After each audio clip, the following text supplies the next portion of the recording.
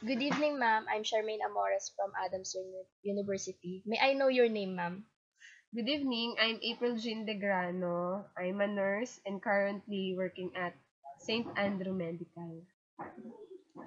What made you choose nursing as a career, ma'am? Actually, my mother is a nurse, and seeing the satisfaction she feels every day by helping people in her job inspired my own interest in the field. How has your training prepared you for a nursing career, ma'am?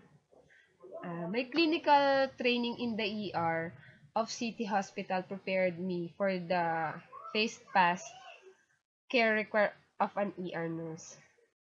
How do you handle stress on the job, ma'am? Um, by focusing on the most important thing, and it is the care of patient. I feel I owe it to my patient to stay calm and focus on them. How long have you been in the field, ma'am? I've been working since 2011. Oh, I see. Would you become a doctor if you had the opportunity, ma'am? Yes, I enjoy the medical field tremendously and plan to continue my education throughout my career if possible. What do you find most rewarding about being a nurse, ma'am?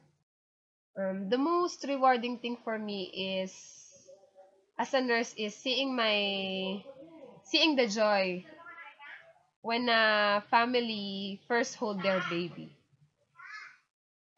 How about the difficulties about being a nurse, ma'am? Sometimes I find it difficult to live at work as I tend to become very involved at my patient. And last question, ma'am, is how would you deal with a doctor who was rude, ma'am? I would ask the doctor if there was something wrong in my care of patient that she felt needed discussion. Okay, ma'am. Thank you for this interview, ma'am. Mm, And good night, ma'am. Thank you. You're welcome.